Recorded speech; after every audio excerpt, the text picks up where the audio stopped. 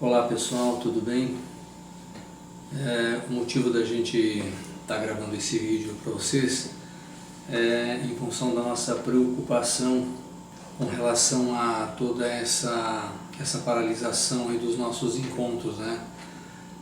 A paróquia tem que seguir aí as instruções da Diocese, do Ministério da Saúde e tudo mais. Infelizmente a gente não pode ter esses encontros presenciais. Então o objetivo, na verdade, é falar um pouco com vocês no sentido de a gente não parar, né? A gente tentar continuar, mesmo que seja de forma virtual. A gente não sabe quanto tempo ainda vai durar essa paralisação, né? Mas a gente quer fazer aqui já alguns ensaios para que, se necessário, a gente possa fazer esses encontros pelo YouTube, né? Então a ideia é essa. Então eu gostaria de começar com vocês fazendo aquela oração que a gente sempre faz, né? Eu vou colocar ela aqui na imagem, né, para vocês poderem acompanhar aqui com a gente. Vinde Espírito Santo, enchei os corações dos vossos fiéis e acendei neles o fogo do vosso amor. Enviai o vosso Espírito, e tudo será criado, e renovareis a face da terra. Ó Deus, que instruístes os corações dos vossos fiéis com a luz do Espírito Santo, fazei que apreciemos retamente todas as coisas, segundo o mesmo Espírito, e gozemos sempre da sua consolação. Por Cristo e Senhor nosso. Amém. Importante a gente lembrar vocês também, pessoal, que é um complemento muito importante para a catequese, que são as missas dominicais, tá? Então, tanto a missa dominical, que começa já no sábado a partir da missa das 19 horas, né? Então são pelo menos 4 missas, 4 horários de missas, que vocês precisam acompanhar, tá? Então é no sábado às 19 horas, no domingo às 8 horas, às 10 horas e também às 19 horas. Então tem um leque de horário aí muito bom para que vocês possam acompanhar. E é importante também que vocês ouçam todos os dias o Evangelho do dia e as orações também, que vocês recebem todos os dias aí no WhatsApp de vocês, tá? Então isso faz parte da catequese, faz parte do aprendizado e faz parte também do crescimento da nossa fé, tá? Recapitulando um pouquinho do que a gente já falou, né, ensaiando aí para os próximos casos, se for necessário, né, o que se pretende com o catecumenato, ou seja, com esse processo de estudo, né, para iniciação à vida cristã. Então, o catecumenato pretende, né, ser para vocês um caminho amplo da evangelização, que os ajudem a serem verdadeiramente iniciados na fé cristã e sejam inseridos na comunidade e na missão da Igreja.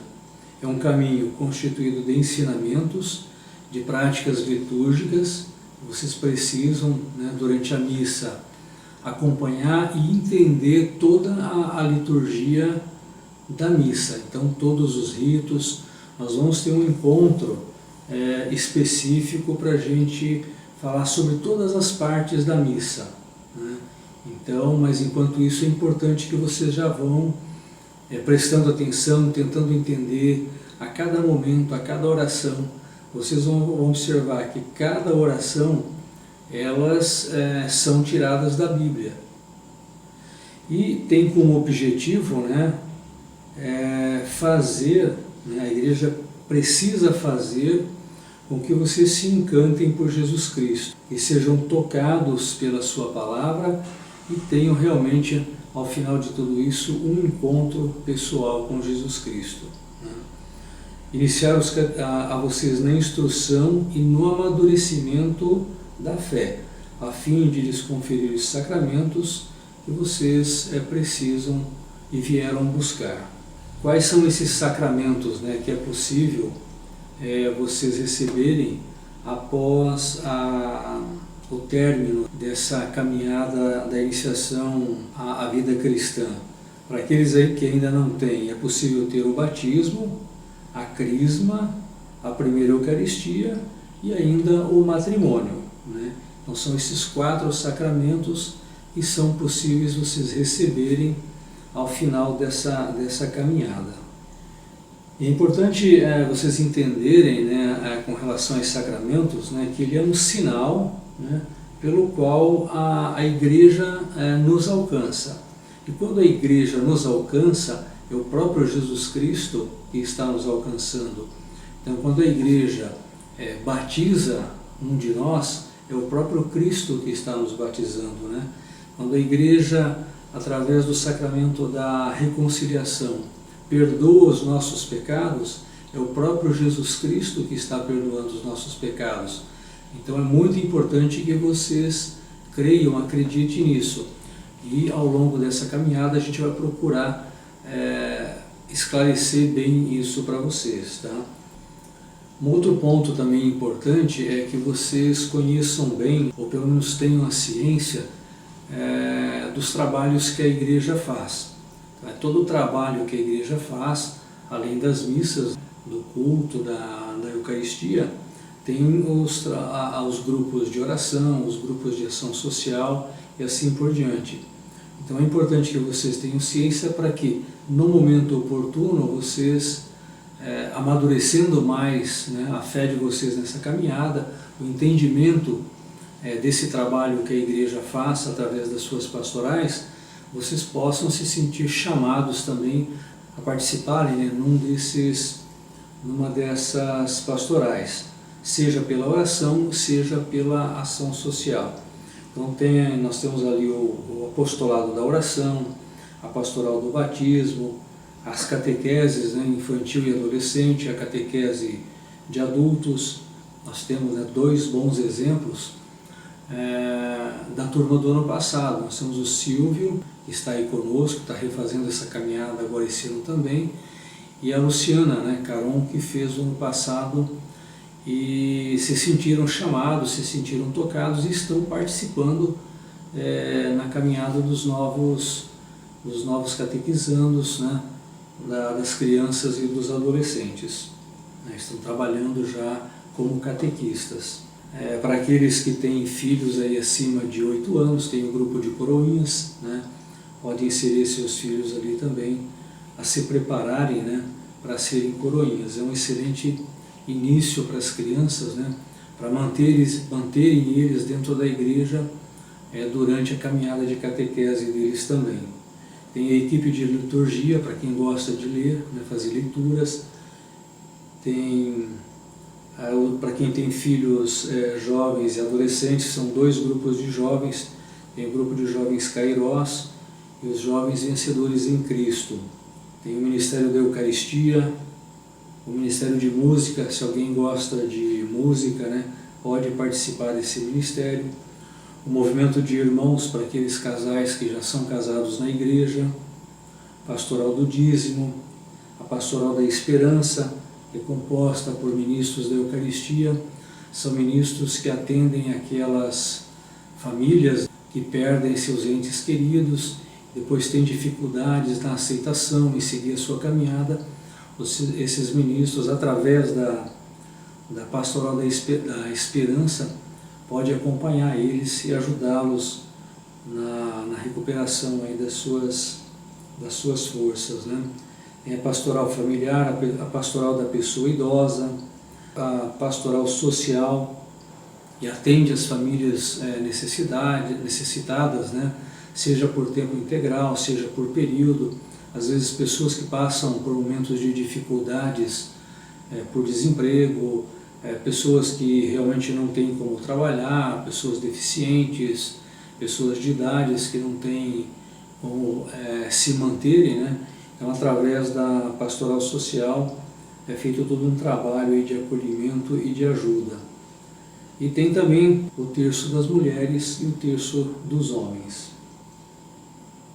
Um outro ponto importante que nós falamos também, né? E a gente vai reforçar isso, se Deus quiser, no nosso próximo encontro presencial, que é o encontro de introdução às Sagradas Escrituras. Então nós vamos enfatizar bastante a questão de que a Igreja Católica não é uma igreja de fé simplesmente na Bíblia, ou somente na Bíblia. Nós temos 3 pilares, né, que dão suporte à nossa fé. Então, esses pilares são a Sagrada Tradição, a Sagrada Escritura, que é a Bíblia, e o Sagrado Magistério. Então, através da Sagrada Tradição é que nós chegamos à Escritura.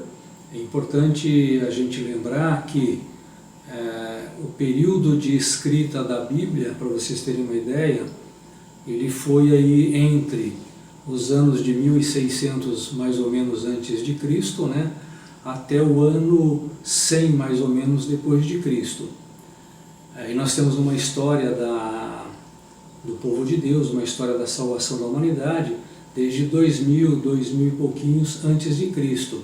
Ou seja, durante um período do Antigo Testamento de mais ou menos 400 anos, isso foi através da tradição, ou seja, daquilo que foi, das alianças que foram feitas entre o povo de Deus e o próprio Deus, né, que foram levadas e foram ensinadas por tradição, os pais passando para os seus filhos, para os seus netos e assim por diante.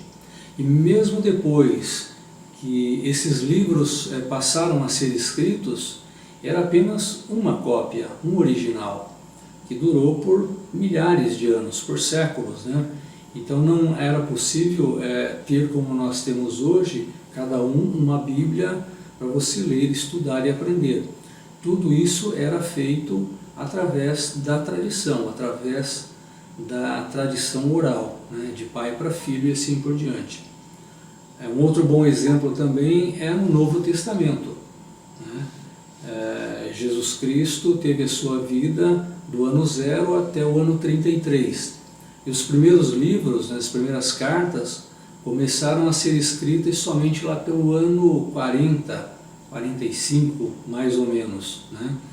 Então, desde que Jesus foi crucificado e ressuscitou até mais ou menos o ano 48, toda essa fé, toda a formação das primeiras comunidades, elas foram através da tradição, através da pregação da palavra, através da pregação daquilo que Cristo nos ensinou. Os evangelhos, né, o último evangelho, por exemplo, foi escrito no ano 100.